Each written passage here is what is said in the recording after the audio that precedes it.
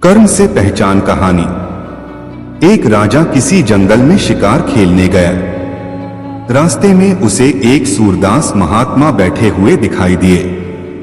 राजा ने उनके पास जाकर पूछा, क्यों सूरदास महोदय, इधर से कोई हिरन तो नहीं गया है? सूरदास महात्मा ने कहा, नहीं। राजा आगे बढ़ गया। थोड़ी देर बाद राजा का मंत्री आया और उसने महात्मा से पूछा, महोदय, इधर से कौन गया है? सूरदास महात्मा बोले, राजा साहब गए हैं। यह सुनकर मंत्री आगे बढ़ गया। मंत्री के पश्चात राजा का नौकर आया।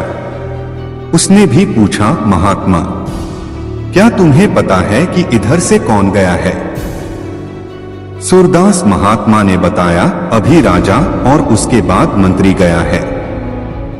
नौकर ने फिर पूछा, आपको यह कैसे पता कि ये राजा और मंत्री थे? सूरदास महात्मा ने बताया, उनकी बोलचाल से। नौकर ने जब यह बात राजा को बताई तो वह बहुत प्रसन्न हुआ और सूरदास महात्मा को अपने यहाँ बुलवा लिया। राजा की ओर से महात्मा के लिए दाल, सब्जी और प्रबंध किया गया। दरबार में एक मोती विक्रेता मोती बेचने आया। राजा ने मोतियों को सूरदास महात्मा को दिखलाया। महात्मा ने एक मोती लेकर कहा, यह मोती ठीक नहीं है, इसमें रेत भरी है। जब उस मोती को तोड़ा गया तो वास्तव में उसमें से रेत निकली। राजा के आश्चर्य का ठिकाना न रहा। राजा ने महात्मा सूरदास से पूछा, आपको यह कैसे ज्ञात हुआ? महात्मा सूरदास ने बताया, यह दूसरे मोतियों की अपेक्षा भारी था।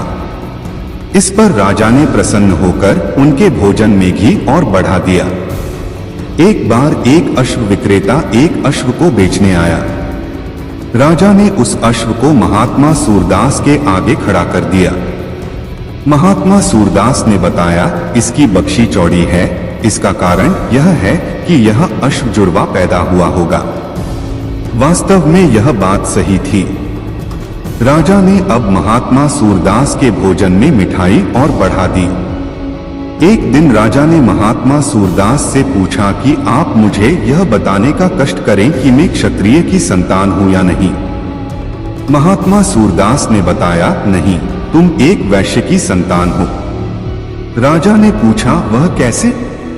महात्मा सूरदास ने बताया, यदि तुम क्षत्रिय की संतान होते तो मुझे हजारों लाखों रुपया पुरस्कार में देते। तुम वैश्य की संतान हो, तभी तो कभी दूध कभी मिष्ठान देने का तुमने व्यापार किया है। यह सुनकर राजा बड़ा खुश हुआ तथा महात्मा सूरदास की बड़ी सेवा होने लगी। ब्राह्मण और मणि को जब यह पता चला तो उन्होंने यही विचार किया कि राजा बहुत दानी और नेक दिल है। उसने अपना सब कुछ दान कर दिया, यहां तक कि शायद उनके पास खाने को भी कुछ नहीं है। ऐसे हालत में हमें उन लोगों की सहायता करनी चाहिए। ब्राह्मण ने ब्राह्मणी से कहा, अगर तू कहे तो इसमें से कुछ बीज राजा को दे दूं। तू कहती है इससे सब्जी और खाने की चीजें मिल जाती हैं। ब्राह्मणी ने कहा, हाँ, मैं रोज इसके बदले सौदा लिया करती हूँ। ऐसा कहकर ब्राह्मणी एक टोकरी बीज भर लाई। ब्राह्मण राजा के पास पहुंचा और उसे वो मोती दिए और राजा को सारी बात बताई। राजा उन मोतियों को देखकर चौंक गया। उसने मोती राजहंस को दिए। राजहंस उन्हें चुगने लगे। यह देख राजा ने ब्राह्मण से कहा, एक एक मोती सैकड़ों रुपए का है। सच बताएं, आपके पास इतने मोती कहां से आए? ब्राह्मण बोला, महाराज, ऐसे बीज तो हमारे घर पर बहुत हैं। और राजा को पूरी बात बताई। राजा अपने मंत्रियों के साथ ब्राह्मण के घर पहुंचे और उन चारों पेड़ों को देखा। पूछताछ में उन सिक्कों वाली बात सामने आ गई। जब पेड़ों को देखा तो उनकी जड़ के पास वही सिक्के चिपके हुए थे। आज ब्राह्मण ब्राह्मणी को मालूम हुआ कि उनके पास लाखों करोड़ों की दौलत है, जिसे वो साधारण बीज समझते थे। ब्राह्मण ने सोचा कि मेरे लिए यह धन किस काम का। ऐसा सोच ब्राह्मण ने सारे मोती राजा को दान में दे दिए। राजा की आंखें भी खुल गईं। मेहनत के धन की कीमत उन्हें मालूम पड़ गई। उस दिन राजा ने प्रण कर लिया कि मैं खजाने के पैसों से एक भी पैसा अपने खर्च में नहीं लगाऊंगा। अपना खर्चा मेहनत करके चलाऊंगा। खजाने और ब्राह्मण के दान से राजा ने जनता के हित में कई धर्म कर्म के काम शुरू कर दिए। वाणी का प्रभाव। एका दिन भगवान बुद्ध भ्रमण करते हुए अपने शिष्यों के साथ जंगल में गए। एक शिकारी शिकार के लिए वहां गया हुआ था। एक सैनिक भी जंगल में रास्ता भटक गया। तीनों को प्यास लगी। दूर कहीं उन्हें एक झोंपड़ी दिखाई दी। उसमें एक अंधा भिक्षु बैठा था। शिकारी वहां पहुंचा और बोला, ऐ अंधे, मुझे पानी पिला दे, वरना तीर से तेरा जलपात्र फोड़ दूंगा। अंधा बोला, चल भाग यहां से, शिकारी कहीं का नहीं पिलाता पानी। उसी के पीछे सैनिक आया और बोला, अंधे, पानी पिलाकर मेरी प्यास बुझा, चाहे तो धन और वस्त्र ले ले। अंधे व्यक्ति ने चिढ़कर कहा, राजा का सैनिक है, मुझे लोग दिखाता है, जा, नहीं मिलेगा पानी। तब तक बुद्ध भी वहां पहुंच गए। उन्होंने कहा, सूरदास जी, थोड़ा सा पानी प्रदान करें तो बड़ी कृपा होगी, प्यास से प्राण संकट में आ गए हैं। अंधा बोला, मेरा सौभाग्य है कि आप मेरी कुटिया में पधारे, लीजिए, जल ग्रहण कीजिए। पानी पीकर बुद्ध ने कहा, आप देख नहीं सकते, फिर यह कैसे जान गए कि पहले आया व्यक्ति शिकारी, दूसरा सैनिक तथा तीसरा मैं एक साधु है। अंधा बोला, भंते, वाणी से ही इंसान की पहचान हो जाती है। बुद्ध ने उससे विनती की, आप इन दोनों को भी पानी पिला दीजिए ताकि इनके मन की आंखें भी खुल जाएं। शांति की खोज किसी राजा ने एक युवक की बहादुरी पर खुश होकर उसे राज्य का सबसे बड़ा सम्मान देने की घोषणा की, मगर पता चला कि वह युवक इससे खुश नहीं है। राजा ने उसे बुलवाया और पूछा, युवक, तुम्हें क्या चाहिए? तुम जो भी चाहो मैं तुम्हें देने के लिए तैयार हूं। तुम्हारी बहादुरी और साहस इन पुरस्कारों से बहुत ऊपर है। इस पर उस युवक ने जवाब दिया, महाराज, क्षमा करें, मुझे मान सम्मान, पैसा और पद नहीं चाहिए, मैं तो सिर्फ मन की शांति चाहता हूं। राजा ने सुना तो वह बहुत मुश्किल में पड़ गया। उसने कहा, तुम बड़ी अजीब चीज मांग रहे हो, जो चीज मेरे पास ही नहीं है वह मैं तुम्हें कैसे दे सकता है। फिर कुछ सोचकर राजा बोला, हाँ, मैं एक महापुरुष को जानता हूं, शायद वे तुम्हें मन की शांति दे सकें। राजा स्वयं उस युवक को लेकर महापुरुष के आश्रम में गया। वे महापुरुष कोई और नहीं, स्वयं भगवान बुद्ध थे, जो अद्भुत रूप से शांत और प्रसन्न थे। राजा ने बुद्ध से प्रार्थना की कि वे युवक को मन की शांति प्रदान करें। राजा ने उन्हें यह भी सफाई दी कि युवक ने अपनी असाधारण बहादुरी के लिए यही पुरस्कार मांगा है, मगर मैं खुद ही शांत नहीं हूं, फिर भला उसे कैसे शांति दे सकता हूं? इसलिए इसे आपके पास लेकर आया हूं। इस पर बुद्ध बोले, राजन, शांति ऐसी संपदा नहीं है जिसे कोई ले या दे सके, उसे तो स्वयं ही पाना होता है। उसे न तो कोई दूसरा दे सकता है और न वह दूसरों से छीनी जा सकती है। शांति तो स्वयं ही पाई जा सकती है, उसे कोई और नहीं दे सकता। सत्य से दूर बार महात्मा बुद्ध ने अपने एक शिष्य पर प्रसन्न होकर उसे पारसमणि देने का वचन दिया। नियत स्थान पर बुलाकर बुद्ध ने शिष्य को उस स्थान पर खुदाई करने को कहा। खोदने पर वहां एक लोहे की डिब्बी मिली। बुद्ध ने शिष्य को बताया कि इसी में वह पारसमणि है जो किसी भी धातु से छूने पर उसे सोने में बदल देगी। शिष्य ने काफी अध्ययन किया था। उसने सोचा कि यदि डिब्बी में पारस पत्थर होता तो कम से कम यह लोहे की डिब्बी तो सोने की बन ही गई होती। इसलिए बुद्ध के विदा होते ही उसने वह डिब्बी बेकार जानकर फेंक दी। जमीन पर गिरने से डिब्बी खुल गई और उसमें रखा हुआ पत्थर छिटककर कहीं खो गया। लेकिन छिटकते समय उसका स्पर्श डिब्बी की बाहरी सतह से हो गया, सो डिब्बी सोने की हो गई। आश्चर्य से जब शिष्य ने निकट जाकर देखा तो उसे मालूम हुआ कि डिब्बी के अंदर पारसमणि को रखने के लिए कपड़े का अस्तर लगाया गया था, इसलिए उसका सीधा स्पर्श डिब्बी से नहीं हो पाया था और वह सोने की नहीं बन पाई थी। शिष्य को बहुत पछतावा हुआ। हम सब ज्ञान को, सत्य को पाने का साधन समझते हैं, लेकिन कई बार अपने तर्क ज्ञान के कारण ही हम सत्य से दूर हो जाते हैं। शिष्य अपने अधिक ज्ञान के कारण ही सत्य, पारसमणि से वंचित रह गया। मोक्ष का मार्ग। एक दिन दोपहर के समय राजकुमार सिद्धार्थ वन में तपस्या कर रहे थे। उसी वन में एक गडरिया भेड़बकरियों को मारता पीटता वहां से गुजर रहा था। भेड़ों की दशा देखकर सिद्धार्थ ने गडरिये से पूछा, भाई तुम इन मूक प्राणियों को बुरी तरह मारते हुए कहां ले जा रहे हो? गडरिया बोला, आज राजा बिंबसार के महल में एक बहुत बड़ा यज्ञ हो रहा है, वहां इन सबकी बलि दी जानी है। मुझे वहां ठीक समय पर पहुंचना है, इसलिए मैं इन्हें लेकर राजा के महल जा रहा हूं। इतना कहकर गडरिया फिर भेड़ों को पीटता हुआ आगे बढ़ गया। सिद्धार्थ भी उसके पीछे पीछे राजा के महल पहुंच गए। जैसे ही बधिक ने बलि देने के लिए तलवार उठाई, दूर से आवाज आई, ठहरो, हिंसा मत करो। सब लोग साधु वेशधारी सिद्धार्थ को आश्चर्य से देखने लगे। सिद्धार्थ राजा के पास आकर बोले, राजन, यह कैसा यज्ञ है जिसमें मूक पशुओं का वध किया जा रहा है? इस यज्ञ के देवता कैसे हैं जो निर्दोष जानवरों के खून से ही प्रसन्न होते हैं? खून पीकर न तो देवता प्रसन्न होते हैं और न ही मनुष्य को मोक्ष मिलता है, उल्टा वह पाप का भागीदार बन जाता है। दीन दुखियों की निस्वार्थ सेवा, अहिंसा तथा धर्म हो मनुष्य के मोक्ष का द्वार है। सिद्धार्थ की बात का राजा पर गहरा प्रभाव पड़ा। उसने तुरंत सभी भेड़बकरियों को स्वतंत्र करा दिया। धर्म का उजाला। बुद्ध ने अपनी कुटिया नगर से दूर वीराने महत्या बुद्ध ने अपनी कुटिया नहर से दूर दोराने में बना रखी थी, वहीं अपनी कठिनाइयां लेकर आते थे और उनसे समाधान पाकर संतुष्ट भाव से वापस जाते थे। बुद्ध की ख्याति सुनकर एक दिन नगर का एक सेठ भी उनके पास आया।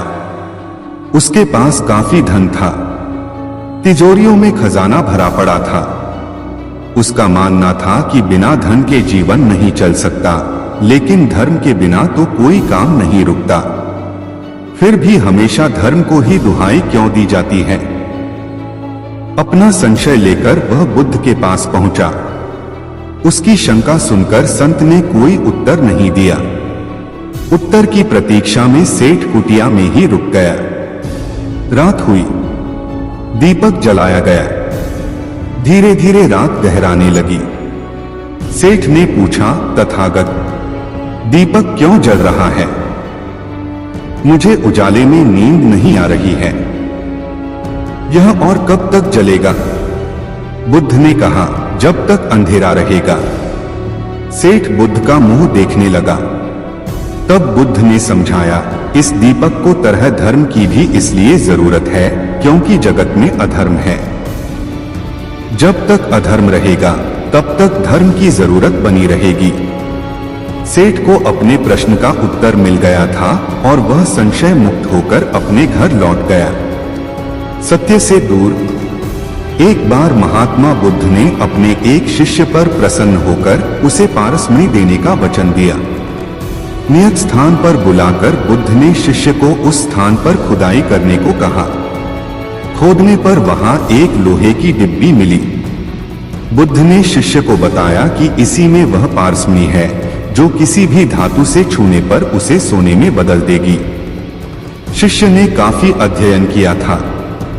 उसने सोचा कि यदि डिब्बी में पारस पत्थर होता तो कम से कम यह लोहे की डिब्बी तो सोने की बन ही गई होती। इसलिए बुद्ध के विदा होते ही उसने वह डिब्बी बेकार जानकर फेंक दी। जमीन पर गिरने से डिब्बी खुल गई और उसमें रखा हुआ पत्थर छिटककर कहीं खो गया।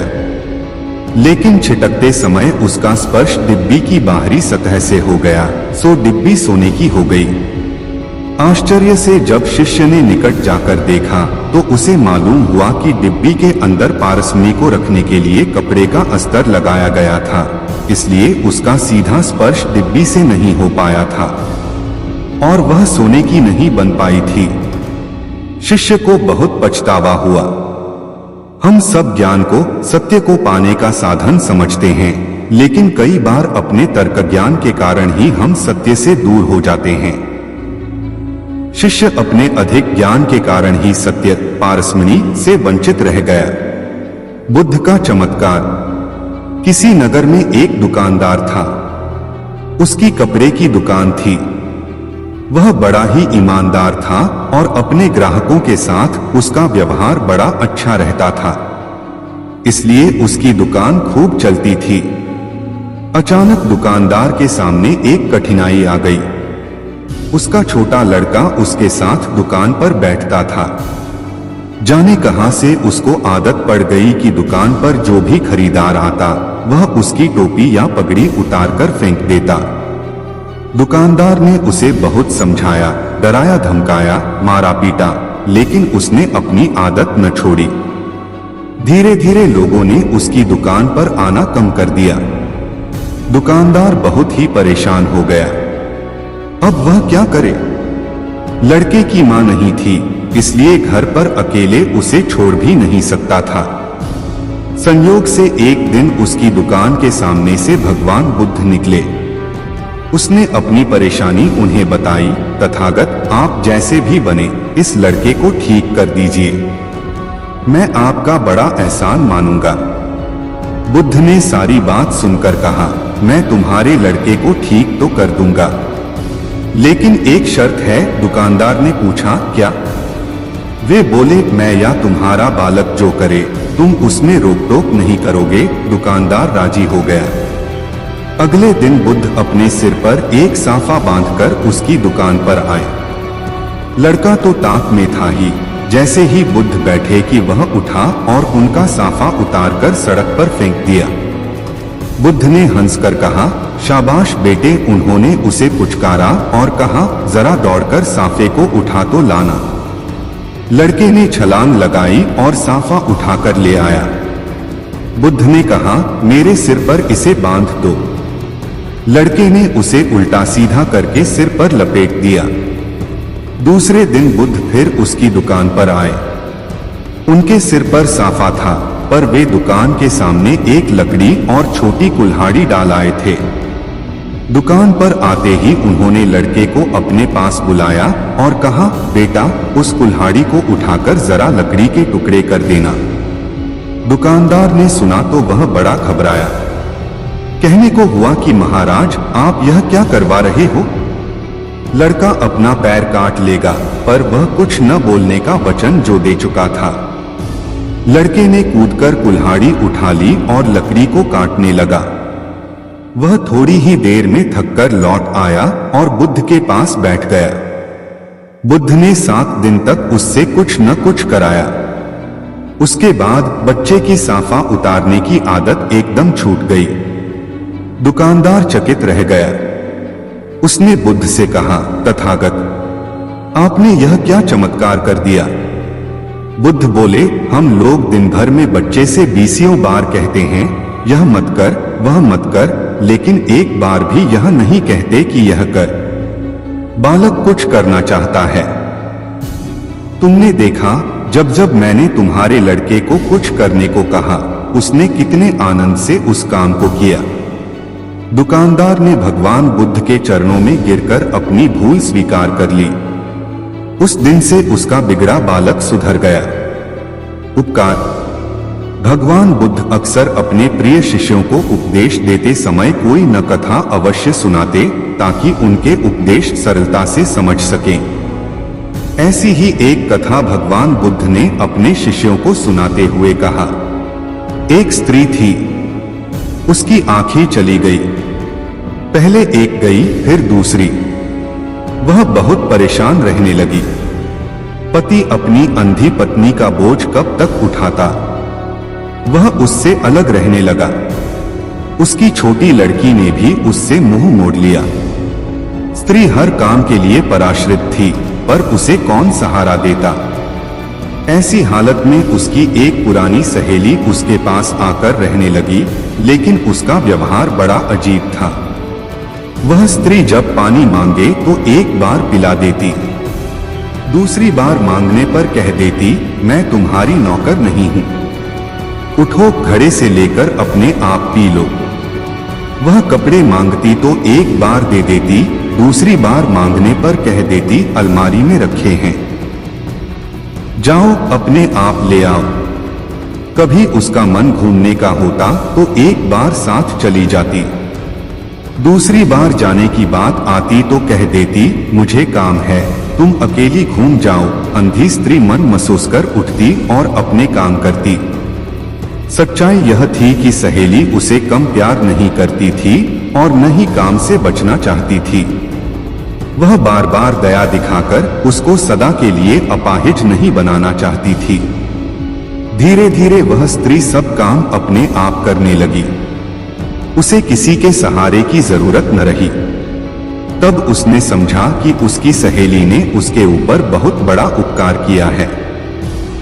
फिर वह अंधों की एक संस्था में चली गई और वहां उसने जाने कितने असहाय भाई बहनों को अपने पैरों पर खड़ा होना सिखाया। जीने का मार्ग। समीप एक सांप रहता था। वह बड़ा ही तेज था। जो किसी गांव के समीप एक सांप रहता था, वह बड़ा ही तेज थाल को जान ले लेता। सारे गांव के लोग उससे तंग आ गए। वे उसे रात दिन कोसते। आखिरकार उन्होंने उस मार्ग से निकलना ही छोड़ दिया। गांव का वह हिस्सा उजाड़ सा हो गया। एक दिन महात्मा बुद्ध भ्रमण करते हुए उस गांव में आए। लोगों ने उस सांप के उत्पात की बात उन्हें बताई। गांव वालों की बात सुनकर बुद्ध सांप के पास गए और उसे समझाते हुए बोले, यह जन्म बार बार नहीं मिलता। ऐसा जीना किस काम का कि लोग गालियां दें। सांप ने पूछा, मैं क्या करूं? बुद्ध बोले, तुम हमला करना छोड़ दो, सबके साथ प्यार का व्यवहार करो। सांप ने उनकी बात मान ली। उस दिन से वह खुले मैदान में चुपचाप पड़ा रहता।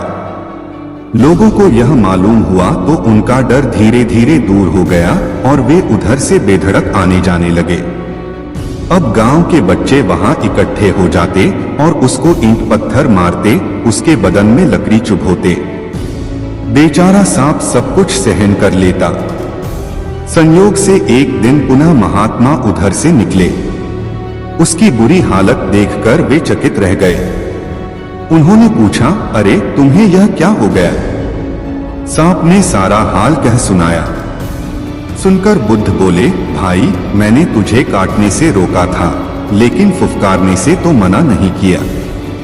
जो अपने तेज को प्रकट नहीं करता, उसे कोई जीने नहीं देता है। सांप अब भगवान बुद्ध की बात समझ चुका था। असली बात समझी। उस दिन से उसने फुफकारना शुरू कर दिया। उसकी फुफकार सुनते ही बच्चे दूर भाग जाते। अब उन्होंने उसे सताना छोड़ दिया। सांप काटना पहले ही छोड़ चुका था, इसलिए लोगों ने उससे डरना भी बंद कर दिया था। अब वे सभी चैन से रहने लगे। बुराई की जड़। किसी नगर में एक व्यक्ति रहता था। उसके आंगन में एक पौधा उग आया। कुछ दिनों बाद वह पौधा बड़ा हो गया और उस पर फल लगे। एक दिन एक फल पककर नीचे गिरा। उसे एक कुत्ते ने मुंह में दबा लिया। देखते देखते कुत्ते के प्राण निकल गए। आदमी ने सोचा, होगी कोई बात। उसका ध्यान फल की ओर नहीं गया। कुछ समय बाद पड़ोसी का लड़का आया। बढ़िया फल देखकर उसका मन ललचाया। उसने एक फल तोड़ा और जैसे ही दांत से काटा कि वह बेजान होकर गिर पड़ा। अब वह व्यक्ति समझ गया कि यह विषवृक्ष है। उसे बड़ा गुस्सा आया। उसने कुल्हाड़ी ली और वृक्ष के सारे फल काट काट कर गिरा दिए। लेकिन थोड़े दिन बाद फिर फल उग आए और इस बार पहले से भी बड़े बड़े फल लगे। उसने फिर कुल्हाड़ी उठाई और एक एक शाखा को काट डाला। न रहेगा बांस न बजेगी बांसुरी। उसने चैन की सांस ली, परंतु कुछ ही दिन बाद सारा पेड़ फिर लहलहा उठा और फलों से लद गया। आदमी ने सिर पकड़ लिया। अब वह क्या करे? वह व्यक्ति बुद्ध की शरण में गया और सारा हाल कह सुनाया। सारा हाल सुनकर बुद्ध ने कहा, तुम बड़े भोले हो। तुमने फल तोड़े, शाखाएं काटी, पर यह नहीं सोचा कि जब तक जड़ रहेगी, पेड़ रहेगा, तब तक फल आते रहेंगे। तुम चाहते हो कि इस बला से छुटकारा मिले तो इसकी जड़ को काटो। उस व्यक्ति को बोध हुआ। तब उसने समझा कि बुराई की ऊपरी काट छांट से वह नहीं मिट, तो उसकी जड़ काटनी चाहिए। उसने कुल्हाड़ी लेकर पेड़ की जड़ को काट दिया और हमेशा के लिए चिंता से मुक्त हो गया। सुख और शांति। 10,000 साल पहले की घटना है। युद्ध एक गांव में ठहरे हुए थे। एक व्यक्ति उनके पास आया और बोला, भंते, तुम 30 साल से लोगों को शांति, सत्य और मोक्ष की बात समझा रहे हो, लेकिन कितने लोग हैं जिन्हें मोक्ष प्राप्त हो गया? बुद्ध उसकी बात सुनकर बोले, तुम आकर मिलो, तब तुम्हारी बात का जवाब दूंगा, लेकिन एक काम करना। क्या? उस व्यक्ति ने पूछा। बुद्ध ने कहा, सारे गांव का चक्कर लगाकर लोगों से लिखवा लाना कि कौन कौन शांति चाहते हैं, कौन सत्य और कौन मोक्ष। आपने यह अच्छा कहा भंते। वह आदमी चकित होकर बोला, कौन होगा ऐसा अभागा जो इन चीजों को नहीं चाहेगा? बुद्ध ने कहा, तुम एक बार पता तो लगाओ कि कौन आदमी किस चीज की कामना करता है। उस व्यक्ति ने घंटों गांव में चक्कर लगाया, लेकिन एक भी आदमी ऐसा नहीं मिला जो शांति, सत्य और मोक्ष चाहता हो।